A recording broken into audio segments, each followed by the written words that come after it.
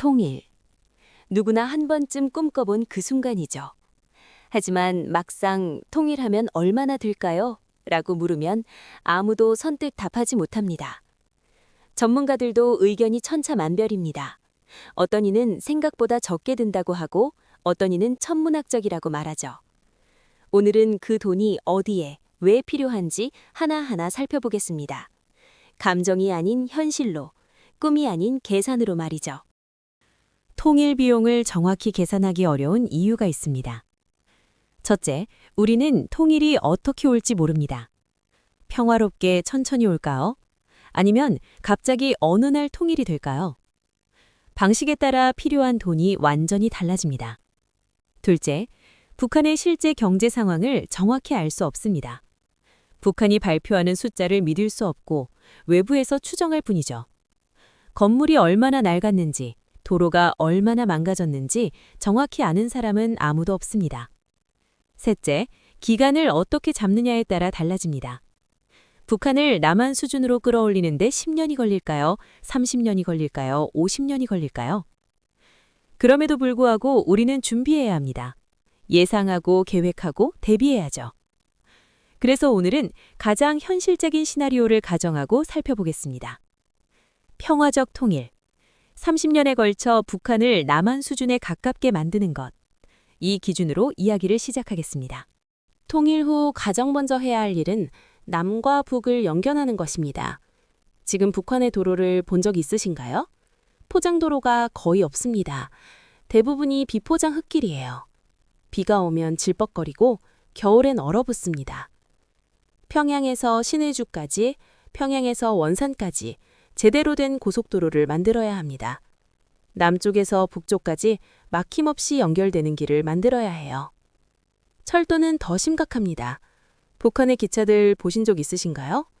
60년대, 70년대에 만들어진 낡은 객차들이 아직도 달리고 있어요. 느리고 자주 멈추고 겨울엔 춥고 여름엔 더워요. 경의선을 복원해야 하고 경원선을 연결해야 하고 동해선을 달려야 합니다. 기차가 서울에서 평양을 거쳐 중국까지, 러시아까지 갈 수 있어야 해요. 항구와 공항도 빼놓을 수 없죠. 남포항, 원산항, 청진항, 이 항구들을 현대화해야 합니다. 평양의 공항도 국제공항 수준으로 만들어야 하고요. 이 모든 것이 북한과 세계를 연결하는 첫걸음입니다. 북한의 밤하늘을 위성에서 찍은 사진 보신 적이 있나요? 깜깜합니다. 불빛이 거의 보이지 않아요. 전기가 없기 때문이죠. 북한 사람들은 하루에 몇 시간만 전기를 쓸 수 있습니다. 그것도 언제 들어올지 모르는 전기예요. 촛불을 켜고 호롱불을 켜고 살아갑니다. 발전소를 지어야 합니다. 화력발전소, 수력발전소, 원자력발전소, 그리고 요즘 시대에 맞게 태양광과 풍력발전도 함께요. 발전소를 짓는 것만으론 부족합니다. 송전망을 깔아야 해요. 북한 전역에 전선을 연결하고 변전소를 세우고 남북의 전력망을 하나로 통합해야 합니다. 통신도 마찬가지입니다. 북한에는 인터넷이 거의 없어요. 스마트폰이 있어도 우리가 아는 그 인터넷은 못 씁니다. 통신망을 깔아야 합니다. 광케이블을 묻고 기지국을 세우고 북한 사람들도 자유롭게 세상과 소통할 수 있게 만들어야 해요. 불을 밝히고 세상과 연결하는 것. 이것이 두 번째 단계입니다. 깨끗한 물을 마시는 것. 우리에겐 너무 당연한 일이지만 북한에선 그렇지 않습니다. 북한 사람들 중 많은 이들이 우물물을 마십니다. 깨끗한지 아닌지도 모르는 물을요. 상수도 시스템이 제대로 작동하지 않기 때문이죠. 전국에 상수도를 깔아야 합니다. 정수장을 짓고 수도관을 연결하고 모든 집에 깨끗한 물이 들어가게 만들어야 해요. 하수도도 중요합니다. 지금 북한은 하수 처리가 제대로 안 돼서 강이 오염되고 땅이 오염되고 있어요. 환경을 살리려면 하수 처리장도 지어야 합니다. 집은 어떨까요? 북한의 많은 집들이 낡았습니다. 벽에 금이가 있고 창문이 깨져 있고 겨울엔 추위가 그대로 들어와요. 이 집들을 고쳐야 합니다. 아예 새로 지어야 할 곳도 많을 거예요. 모든 북한 주민이 따뜻하고 안전한 집에서 살 수 있도록 말이죠. 이제 가장 어려운 이야기를 해야 합니다. 바로 북한 사람들의 생활 보장이에요. 통일이 되면 북한의 많은 직장이 문을 닫을 겁니다. 경쟁력이 없는 국영 공장들, 효율이 떨어지는 기업들, 일자리를 잃는 사람들이 엄청나게 많이 나올 거예요. 이 사람들에게 생활비를 줘야 합니다. 새 일자리를 찾을 때까지, 새로운 기술을 배울 때까지 생존할 수 있게 도와줘야 해요. 얼마나 많은 사람들일까요? 2,500만 북한 주민 중 상당수가 이 지원을 필요로 할 겁니다. 노인들은 어떻게 할까요? 북한엔 연금 제도가 제대로 없어요. 일할 수 없는 노인들에게도 생활비를 줘야 합니다. 실업수당도 필요합니다. 일자리를 잃은 사람들이 다시 일자리를 찾을 때까지 가족을 먹여 살릴 수 있게 지원해야 해요. 이것이 통일 비용 중 가장 큰 부분을 차지합니다.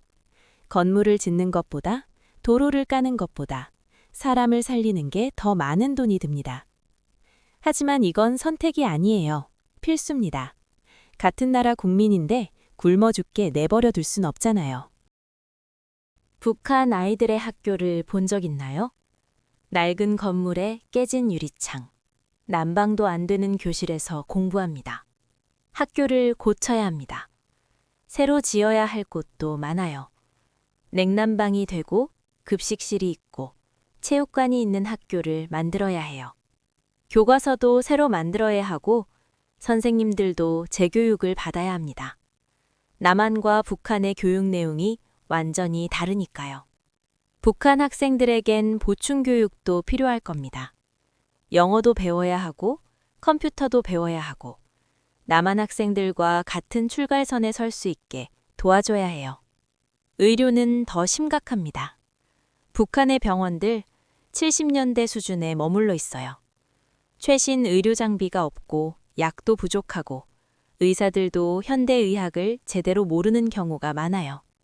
병원을 현대화해야 합니다. CT, MRI 같은 장비를 들여놓고 수술실을 개선하고 입원 시설을 갖춰야 해요. 의약품도 대량으로 공급해야 합니다. 당뇨병, 고혈압 같은 만성질환을 앓는 사람들이 많은데 약이 없어서 고통받고 있거든요. 결핵, 간염 같은 전염병도 퇴치해야 합니다. 북한에선 이런 병들이 아직 만연해 있어요. 대대적인 방역 사업이 필요합니다. 여기까지 들으면 숨이 막힐 겁니다.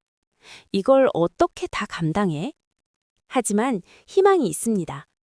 북한에도 자산이 있거든요. 북한 땅 속엔 엄청난 광물 자원이 묻혀 있습니다. 철, 마그네사이트, 석탄, 히터류. 세계적으로 손꼽히는 자원 보유국이에요. 물론 당장 꺼내 쓸 수는 없습니다. 채굴할 기술도 시설도 없으니까요. 하지만 장기적으로 보면 큰 자산이죠. 북한의 땅 자체도 가치가 있습니다. 백두산, 금강산, 원산 해변. 관광지로 개발하면 엄청난 수익을 낼 수 있어요. 그리고 가장 중요한 자산, 바로 사람입니다. 2,500만 명의 북한 주민들. 교육 수준도 나쁘지 않고 근면한 사람들이에요. 한국은 지금 인구 절벽으로 고민하고 있잖아요. 젊은 사람이 부족해서요. 통일이 되면 2,500만 명의 노동력이 생깁니다. 이건 엄청난 기회예요. 북한의 자원, 땅, 사람. 이것들을 잘 활용하면 통일 비용의 일부를 회수할 수 있습니다. 독일 통일 기억하시나요? 서독과 동독이 하나가 된 그 역사적인 순간. 하지만 독일은 30년이 넘는 시간 동안 엄청난 돈을 쏟아부었습니다. 그런데도 아직 동독과 서독 간의 격차가 남아 있어요. 독일은 실수를 했습니다. 너무 빨리 화폐를 통합했고 동독 기업들을 급하게 문 닫게 만들었어요. 그 결과 대량 실업이 발생했죠. 동독 사람들에게 복지를 너무 많이 줬더니 일할 의욕이 떨어졌습니다. 일 안 해도 서독이 먹여준다는 생각이 퍼진 거예요. 우리는 독일의 실수를 반복하면 안 됩니다. 천천히, 단계적으로 통합해야 해요. 북한 기업들도 살릴 수 있는 건 살리고 북한 사람들에게 일자리를 만들어줘야 합니다. 독일보다 우리가 더 어려운 점도 있어요. 독일은 서독이 동독보다 3배 정도 잘 살았어요. 하지만 남한은 북한보다 50배 이상 잘 살아요. 격차가 훨씬 큽니다. 게다가 인구 비율도 다릅니다. 서독 인구가 동독의 4배였는데 남한은 북한의 2배밖에 안 돼요. 부담이 더 크다는 뜻이죠. 하지만 우리에겐 장점도 있습니다. 독일의 경험에서 배울 수 있고 실수를 피할 수 있어요. 그리고 우리 경제는 독일만큼 강합니다. 할 수 있어요. 준비만 잘한다면요. 솔직하게 말씀드리죠. 쉽지 않습니다. 통일 비용 어마어마합니다. 30년 동안 매년 엄청난 돈을 쏟아부어야 해요. 국민들은 세금을 더 내야 할 수도 있습니다. 통일세가 도입될 수도 있고 국채를 발행해서 미래 세대가 갚아야 할 수도 있어요. 하지만 생각해 보세요. 우리는 매년 국방비로 엄청난 돈을 씁니다. 북한의 위협 때문이죠. 통일이 되면 이 돈을 크게 줄일 수 있어요. 30년, 50년 뒤를 봐야 합니다. 통일한국은 인구 7,500만의 중견 강국이 될 거예요. 땅도 넓어지고 자원도 생기고 사람도 늘어나죠. 대륙과 연결됩니다. 기차를 타고 중국까지, 러시아까지, 유럽까지 갈 수 있어요. 물류가 혁명을 일으킬 겁니다. 북한의 자원과 남한의 기술이 만나면 어떻게 될까요? 엄청난 시너지가 날 거예요. 경제 전문가들은 통일한국이 세계 7위권 경제 대국이 될 거라고 예측합니다. 물론 이건 먼 미래 이야기입니다. 당장은 고통스러울 거예요. 세금도 오르고 복지도 줄어들 수 있어요. 하지만 우리 자녀들, 손주들은 통일된 한반도에서 더 큰 기회를 누릴 겁니다. 통일 비용, 정확히 얼마나 될까요? 아무도 정확한 답을 모릅니다. 1,000조 원이 될 수도 있고 5,000조 원이 될 수도 있어요. 하지만 중요한 건 금액이 아닙니다. 중요한 건 준비예요. 갑작스럽게 통일이 온다면 그건 재앙입니다. 준비 없이 맞닥뜨린 통일은 남과 북 모두를 힘들게 할 거예요. 하지만 차근차근 준비한 통일은 기회입니다. 통일기금을 모으고 계획을 세우고 국민들과 대화하고 국제사회와 협력하면서 준비해야 해요. 독일도 해냈습니다. 동독과 서독 40년 넘게 갈라져 있었지만 결국 하나가 됐어요. 힘들었지만 해냈습니다. 우리도 할 수 있습니다. 준비만 잘한다면요. 통일은 부담이 아니라 투자입니다. 우리 미래를 위한, 다음 세대를 위한 투자예요. 통일 비용이 얼마나 될까? 이제 이 질문에 이렇게 답할 수 있을 것 같습니다. 많이 듭니다. 하지만 할 만한 가치가 있습니다. 여기까지 통일 비용에 대한 이야기였습니다. 시청해주셔서 감사합니다.